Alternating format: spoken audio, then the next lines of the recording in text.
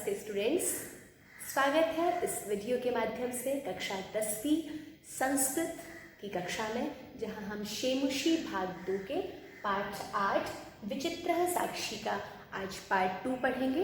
अब तक के पार्ट में हमने जाना कि किस प्रकार एक कोतवाल स्वयं चोरी करके एक गरीब निर्धन अतिथि को चोर ठहरा देता है और उसको कोतवाल कारागृह में फेंक देता है या डाल देता है। इससे आगे की कहानी को कि किस प्रकार बंकिम चंद्र चटर्जी जो उस समय इस केस के न्यायाधीश थे, वो अपनी बुद्धिमत्ता से इस केस का सही निर्णय दे पाने में समर्थ होते हैं। आइए पढ़ते हैं और जानते हैं इसके रोचक तथ्यों को।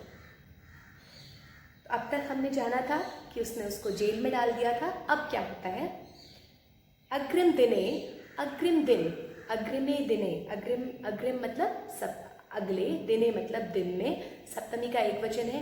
अग्रिम दिने सह वह आरक्षी जो कोतवाल था, चौर्याभियोगे, चौर्य प्लस अभियोग, ठीक है, अभियोग कहते हैं आरोप को। ध्यान दीजिए, ये नया शब्द है और इसको हमेशा के लिए जोड़ लीजिए। जो हम कहते हैं ना किसी पे आरोप लगाना, उसको अभियोग कहते हैं। चोरी के अभियोग में तम, किसको? तम। अब तम इति सर्वनाम पदम कस्मै प्रयुक्तम? तम मतलब उसे। अब किसकी बात चल रही होगी? जी हाँ, उस अतिथि की, उस निर्धन व्यक्ति की। उस निर्धन व्यक्ति को चोरी के आरोप में न्यायालय को नीतवान ले गया।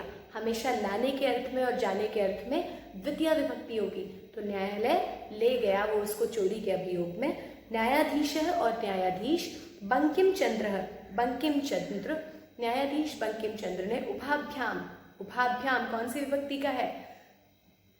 जी हाँ, तृतीय विभक्ति का द्विवचन है। दोनों के द्वारा बंकिम चंद्र चटर्जी ने पृथक पृथक, अलग अलग विवरण मतलब कहानी का जो वृत्तांत था, कैसे कैसे हुआ, श्रुतवान सुना।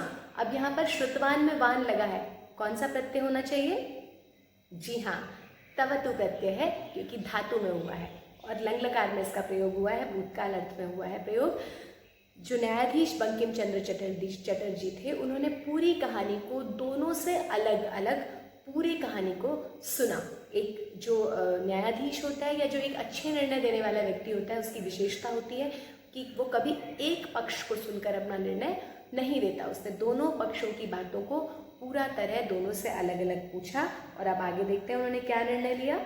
सर्वम वृत्तम अवगत्य, सर्वम माने सारा, वृत्तम माने सारा वृत्तांत, सारी कहानी। वृत्त चरित्र भी कहते हैं और वृत्त कहते हैं किसी वृत्तांत को। हमने कहा है ना, एक वृत्तांत आता है, ऐसा सुना होगा कहानियों में आपने। वृत्तांत मतलब कोई कहानी या फिर कोई पूरा एक दृश्य। सारे वृत्तांत को अवगत्य जानकर, अब उपसर्ग पूर्वक गम धातु में ल्यप प्रत्यय है। सारे वृत्तांत को जानकर सह, अब ये सह इति सर्वनाम पदम कस्मै प्रयुक्तम? न्यायाधीश। तम, अब तम इति सर्वनाम पदम कस्मै प्रयुक्तम? तम मतलब जिसकी हम बात कर रहे हैं, जो जेल में था, जो न्यायाधीश था, उसने सारे वृत्तांत को जानकर तम निर्दोषम अमन्यत। तम अर्थात जो कोतवाल था उसको निर्दोष अमन्यत मान लिया। निर्धन व्यक्ति को उसने निर्दोष मान लिया। चय और आरक्षिणम, जो कोतवाल था उसको दोष भाजनम, और उसको दोष का पात्र माना। उसको तो दोषी माना जो आरक्षी था, कोतवाल था, और जो निर्धन व्यक्ति था उसको निर्दोष माना। किंतु लेकिन प्रमाण अभावात, प्रमाण के अभाव के कारण, प्रमाणस्य अभावात, इनमें तत्पुरुष समास हुआ है। प्रमाणस्य अभावात, प्रमाणाभावात, प्रमाण के अभाव के कारण सह वह निर्णेतुम, निर्णय लेने में, यहाँ पर तुमुन प्रत्यय है निर्णय शब्द के साथ, निर्णेतुम निर्णय लेने में, न अशक्नोत समर्थ नहीं था। वो किसी भी प्रकार से सही निर्णय लेने में साक्ष्य के अभाव में समर्थ नहीं था। यद्यपि उसको पता लग गया था कि जो दोषी है वो कौन है और निर्दोष कौन है। ततः, तब या उसके बाद, असौ, इसने, किसने? न्यायाधीश ने, तौ, अब तौ किसकी बात चल रही होगी? कौन दो हैं? जी हाँ, कोतवाल और जो निर्धन व्यक्ति था। तौ, उन दोनों को अग्रिम दिन उपस्थातुम, आने के लिए आदिष्टवान, आदेश दिया। उपस्थातुम में उप उपसर्ग पूर्वक स्था धातु है, तुमुन प्रत्यय है, और आदिष्टवान पहले भी आया था, आ उपसर्ग पूर्वक दिश धातु तवतु प्रत्यय है, धातु है इसीलिए तवतु प्रत्यय है, मतु प्रत्यय नहीं है। उसने सोचा कि चलो मैं थोड़ा सा समय लेता हूँ, इसलिए इसने क्या कहा, दोनों को कहा कि अग्रिम दिन आना। जैसे होता है ना कोर्ट में हमें अग्रिम सुनवाई पे अगला समन आता है, तो उनको भी एक समन दे दिया कि आप अग्रिम दिन दोबारा से कोर्ट में उपस्थित होंगे। अब आगे देखते हैं क्या होता है ना इंटरेस्टिंग कहानी। अन्येद्युः, अन्य प्लस द्युः, अन्येद्युः ये अगला दिन, अन्येद्युः माने अगले दिन। अब ये पर्यायवाची है, अग्रिम दिन और अन्येद्युः अगले दिन। तौ वे दोनों न्यायालय, न्यायालय में स्व स्व पक्षम, अपने अपने पक्ष को पुनः दोबारा से स्थापितवन्तौ, तौ था इसीलिए देखो क्रिया का भी द्विवचन प्रयोग हुआ, तौ के साथ स्थापितवन्तौ लगा। उन दोनों ने दोबारा से अपने अपने पक्ष को न्यायालय में स्थापित किया या रखा न्यायाधीश के सामने। तदैव तभी कश्चित कोई तत्रत्यः, तत्रत्यः मतलब त्यः जहाँ लग जाता है उसका मतलब होता है वहीं का, ठीक है। अत्रत्यः मतलब यहाँ का, ठीक है। तत्रत्यः मतलब वहीं का। जब वो उन्होंने अपना अपना पक्ष रख ही रहे थे तभी क्या हुआ, तदैव तभी, तदा प्लस एव दो अव्यय पद है उनमें संधि हुई है, तदैव का मतलब होता है तभी, तदैव तभी कश्चित कोई, तत्रत्यः वहीं का, कर्मचारी जो कर्मचारी था, समागत्य, सम उपसर्ग पूर्वक आ उपसर्ग पूर्वक दो उपसर्ग है, सम प्लस आ, गम धातु है और ल्यप प्रत्यय है, वहां आकर न्यवेदयत निवेदन किया, नि अवेदयत संधि हो गई, न्यवेदयत, वहां आकर वहीं के किसी कर्मचारी ने न्यायाधीश से न्यवेदयत निवेदन किया, यत की। अब देखिए जब भी किसी की बात को कोट करना हो तो हम यत लगा सकते हैं, यत माने की, इतः यहाँ से, क्रोश द्वयांतराले, द्वय मतलब दो, क्रोश माने कोस, दो कोस के अंतराल पर, दो कोस दूर, जैसे अभी किलोमीटर्स होते हैं उस समय कोस होते थे, यहाँ से दो कोस की दूरी पर, कश्चित जनः, त को ज हुआ है, जष्ट संधि है, कोई व्यक्ति कोई प्राणी, केनापि किसी के द्वारा, केन मतलब किसी के, अपि भी किसी के भी द्वारा, हतः मार दिया गया है, हतः में भी हन धातु है, त प्रत्यय है, यहाँ से कुछ दूरी पर, कुछ दो कोस के अंतराल पर, के दूरी, अंतराल कहते हैं दूरी को, जो डिफरेंस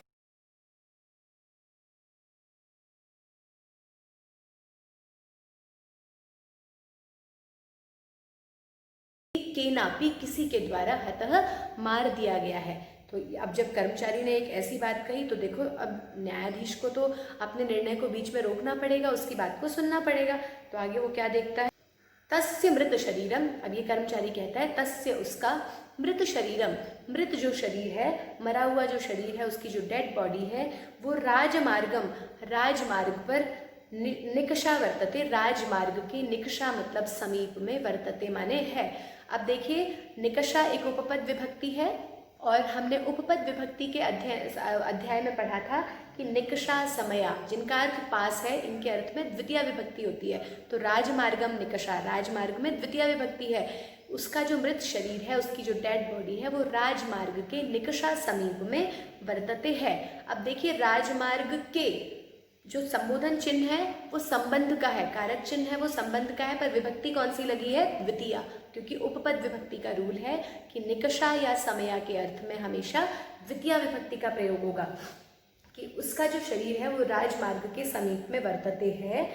आदिश्यताम, आदेश दीजिए। अब यहाँ पर लोट लकार है, ठीक है, लोट लकार का द्विवचन है। जब हम बड़े को सम्मान के साथ बात करते हैं तो द्विवचन या बहुवचन में बात कर सकते हैं। आदिश्यताम, आदेश दीजिए, किम करणीयम, क्या करना है, इति ऐसा, न्यायाधीश, उसने पूछा कि आप बताइए कि क्या करना है। भाई वहाँ पर एक शरीर पड़ा है, डेड बॉडी, जिसको किसी ने मार दिया, आप आदेश दीजिए हमें क्या करना चाहिए। करणीयम अनियर प्रत्यय चाहिए अर्थ में होता है, हमें क्या करना चाहिए ऐसा आदेश दीजिए। तो अब आगे क्या होता है, न्यायाधीश है, न्यायाधीश जो है, आरक्षणम अभियुक्तम, पर आरक्षणम कोतवाल, च और अभियुक्तम, अभियुक्त कहते हैं जो कि आरोपी होता है। अभियोग था आरोप, तो आरोपी अभियोगी होगा, ठीक है। तो अभियुक्त को, उसने जो आरोपी था उसको, और कोतवाल को, तम शवम, उस शव को, तम इति सर्वनाम पदम कस्मै प्रयुक्तम, जी हाँ, शव शव कृते प्रयुक्तम या शवाय प्रयुक्तम, चतुर्थी विभक्ति में उत्तर देना होगा। जिस विभक्ति में प्रश्न पूछा होगा उसी विभक्ति में आपको उत्तर देना होगा। न्यायाधीश ने उस कोतवाल को और उस अभियुक्त को, उस आरोपी को, उस शव को लाने के लिए न्यायालय में आने तुम, लाने के लिए, देखो ने तुम माने लेना, आने तुम मतलब लेके आना, लेके आने के लिए आदिष्टवान आदेश दिया। आदिष्टवान शब्द पहले भी आया है तो आपको पता होगा कौन सा प्रत्यय है, हाँ जी तवतु प्रत्यय है। उसने क्या कहा, दोनों कोतवाल और अभियुक्त को कहा कि उस शव को न्यायालय में ले आओ। आदेशम प्राप्य, आदेश प्राप्त करके, उभौ दोनों, प्राचलताम चल दिए, दोनों चल देते हैं। अब ये उभौ जो है वो द्विवचन है, इसीलिए प्राचलत प्राचलताम, यहाँ पर प्राचलताम भी लंग लकार के प्रथम पुरुष का द्विवचन प्रयोग हुआ है। हम हमेशा ध्यान रखेंगे कर्ता जिस वचन जिस लिंग का होगा, क्रिया भी उसी लिंग और उसी वचन की होगी, उसी पुरुष की होगी। आदेश प्राप्त करके दोनों प्राचलत चल दिए और अब क्या किया, तत्र उपेत्य, तत्रोपेत्य, ऊ को गुण संधि हो गई, ओ हो गया, तत्र माने वहाँ, उपेत्य पहुँचकर, काष्ठ पटले, काष्ठ पटल पर, एक लकड़ी के पटल पर या लकड़ी की किसी चीज पर तख्ते पर निहितम रखे हुए, पदाच्छादितम, पटाच्छादितम, पट माने वस्त्र, आच्छादितम मतलब ढके हुए, वस्त्र से ढके हुए, देहम देह को, स्वकंधे स्कंधेन, स्कंध से अपने कंधों के द्वारा, स्कंध कहते हैं कंधे को।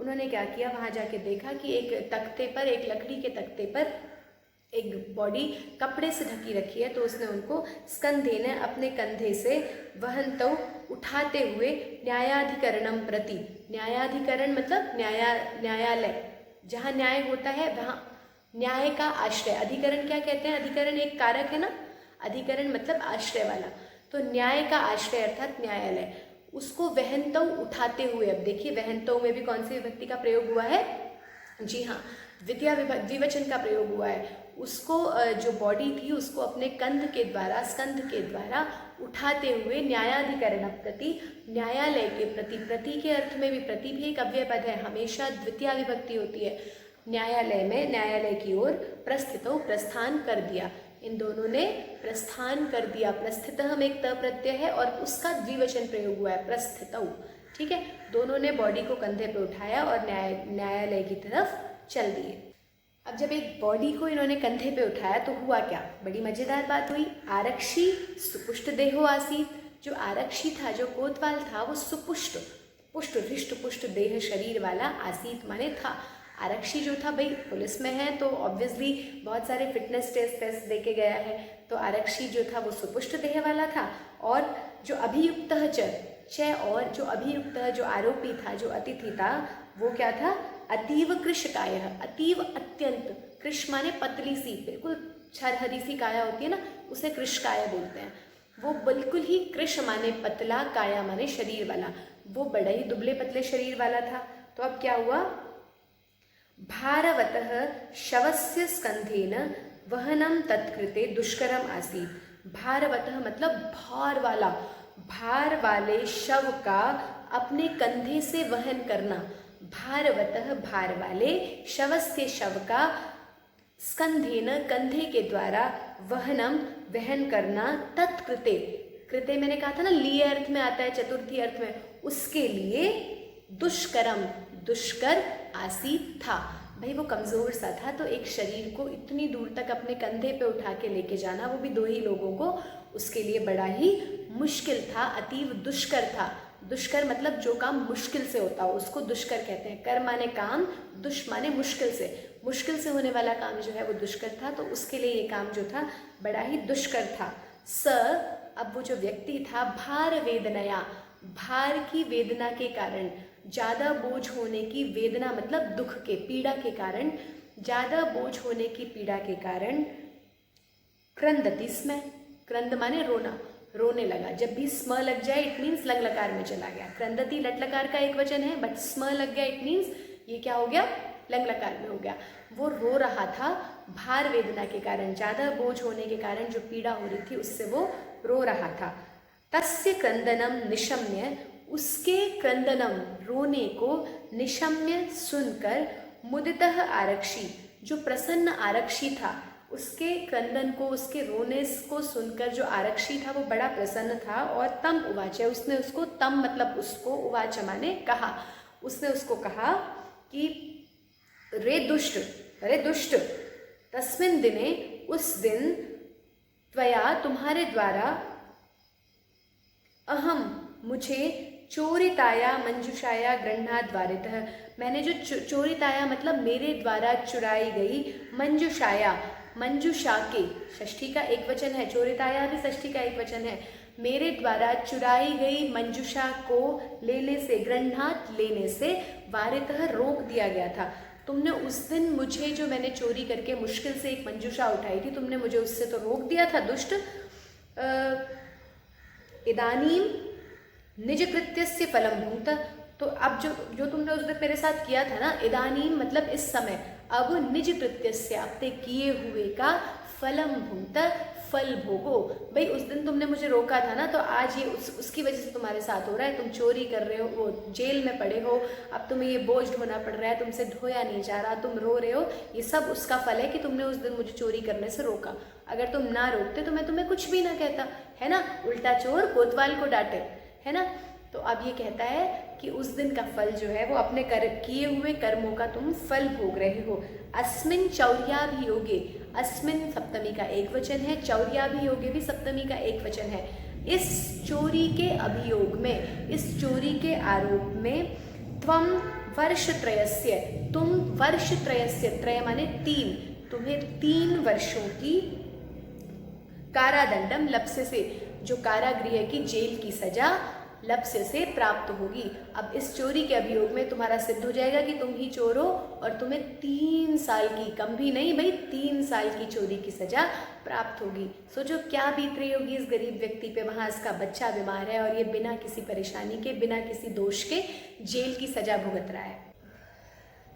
इति, ऐसा, प्रोच्य, अब देखिए कितने नए नए शब्द, उवाच माने कहा, प्रोच्य माने कहकर, ऐसा कहकर, उच्च ही, जोर जोर से, अहसत, हंसने लगा। जो दुष्ट प्रवृत्ति के लोग होते हैं उनको किसी को सताने में, किसी निर्दोष को सताने में बड़ी खुशी मिलती है, तो वो भी ऐसा कह के जोर जोर से अहसत हंसने लगा। अब क्या होता है, यथा जैसे, कथांचित, यथा कथंचित, यथा जैसे, कथम कैसे, जैसे कैसे, कथंचित मतलब कैसे भी, जैसे कैसे भी, उभौ दोनों, कौन दोनों, कोतवाल और निर्धन व्यक्ति, दोनों, शवम आनीय, शव को लेकर आने के लिए, एकस्मिन चत्वरे स्थापितवन्तौ, जैसे कैसे उस शव को उठाते हुए, शव को लेके जाते हुए उन्होंने उसको क्या करा, एकस्मिन लाकर उसको, एकस्मिन एक, चत्वरे, चत्वर देखो, चत्वारा मतलब 4 कोनों वाला क्या होता है, चबूतरा, एक चबूतरे पर, स्थापितवन्तौ, दोनों ने उसको रख दिया। जैसे कैसे ये शव को उठा के लाए और उसको एक चबूतरे पर, स्थापितवन्तौ, रख दिया। न्यायाधीशेन, न्यायाधीश के द्वारा, पुनस्तौ, पुनः प्लस तौ, विसर्ग को स हुआ है, विसर्ग संधि है, पुनः दोबारा से, तौ उन दोनों को, घटनाया, घटना के, विषय में, वक्तुम आदिष्टौ, वक्तुम मतलब बोलने के लिए, तुमुन प्रत्यय है, वच धातु है। न्यायाधीश ने दोबारा से, अब देखिए एक जज कैसे काम करता है, चौथी बार इनसे कहानी पूछना था, दोबारा से इनको कहानी, पूरी घटना को, वक्तुम बोलने के लिए, आदिष्टौ, आदेश दिया। अब आदिष्टौ क्यों है, क्योंकि 2 को दिया, दोनों को आदेश दिया कि आप दोनों घटना दोबारा से सुनाओ। आरक्षिणी, आरक्षी के द्वारा, जो कोतवाल था उसके द्वारा, निज पक्षम प्रस्तुतवती, आरक्षी के द्वारा, निज पक्षम, निज माने अपना, पक्षम माने पक्ष, अपना, प्रस्तुतवती, प्रस्तुत कर रहा था, रख रहा था, आश्चर्यम अघटत, एक आश्चर्यपूर्ण, अघटत मतलब घटना घटी। जब वो अपना पक्ष रख रहा था कोतवाल, उस समय एक आश्चर्यपूर्ण घटना घटी। क्या था, सह शवः, वो जो शव था, शव माने जो मरा हुआ है, सह शवः प्रावारकम अपसार्य, प्रावारक कहते हैं ढकनी को, ओढ़नी को, जो उसके ऊपर जो कपड़ा ढका हुआ था, उस ओढ़नी को, उस दुपट्टे को, अपसार्य हटाकर, अप उपसर्ग पूर्वक स्त्री धातु है और ल्यप प्रत्यय है, अपने ऊपर से कपड़े को हटाकर न्यायाधीशम अभिवाद्य, उसने न्यायाधीश के प्रति अभिवाद्य, न्यायाधीश को अभिवादन किया। अभिवाद्य मतलब अभिवादन करना। उसने उसको अभिवादन करते हुए निवेदितवान, निवेदन किया। वो जो शव था, क्या आश्चर्यपूर्ण घटना घटी, सोचो कितना आश्चर्यपूर्ण माहौल बना होगा। एक शव को हम उठा के लाए हैं और अचानक से बोलते बोलते वो कपड़ा हटाता है और वो नमस्ते करता है न्यायाधीश को और कहता है निवेदयति, क्या निवेदित करता है, निवेदितवान, उसने निवेदन किया। तवतु प्रत्यय है, मान्यवर, हे मान्यवर, ये एक संबोधन है जो किसी को बड़े को संबोधित करने के लिए कहा जाता है कि मान्यवर यदुक्तम तद्वर्णयामि, यत उक्तम, जैसा कहा गया, जैसा मैंने सुना, भाई जब मैं आ रहा था, जब वो जिंदा ही है तो उसने सुना ही होगा, जैसा कहा तत्वर्णयामि, वैसा वर्णन कर रहा हूँ। त्वया अहम चोरितायः मंजुषायः, अब उसने सेम उसके वर्ड को कोट किया, त्वया अहम, तेरे द्वारा, अहम मुझे, चोरिताया, चोरी की गई, मंजुषाया, बॉक्स के, संदूक के, गृह्णात लेने से, वारितः रोका गया था, अतः इसीलिए, निज कृत्यस्य, अपने किए हुए की, फलम भूत, सजा भोग। अब इसने क्या कहा कि मैंने जो सुना है मैं वैसा बता रहा हूँ, और उसने उसके सेंटेंस को यूं के यूं कोट कर दिया। अस्मिन् चौर्याभियोगे, इस चोरी के अभियोग में, आरोप में, तुम वर्षत्रयस्य, 3 वर्षों की, कारादंडम, कारागृह की सजा को, जेल की सजा को, लप्स्य से प्राप्त करोगे, इति। मैंने कहा था ना जब किसी का कोटेशन बोलना हो तो लास्ट में इति लग जाता है। उसने पूरी उसकी बात कही और फिर कह दिया इति, ऐसा भाई इस कोतवाल के द्वारा कहा गया था। अब आगे क्या होता है, देखा ना कितना न्यायाधीश समझदार था, उसने किस तरह एक ऐसा व्यक्ति तैयार किया, 2 व्यक्ति तैयार किए और कहानी का सारा जो सच था वो उगलवा लिया।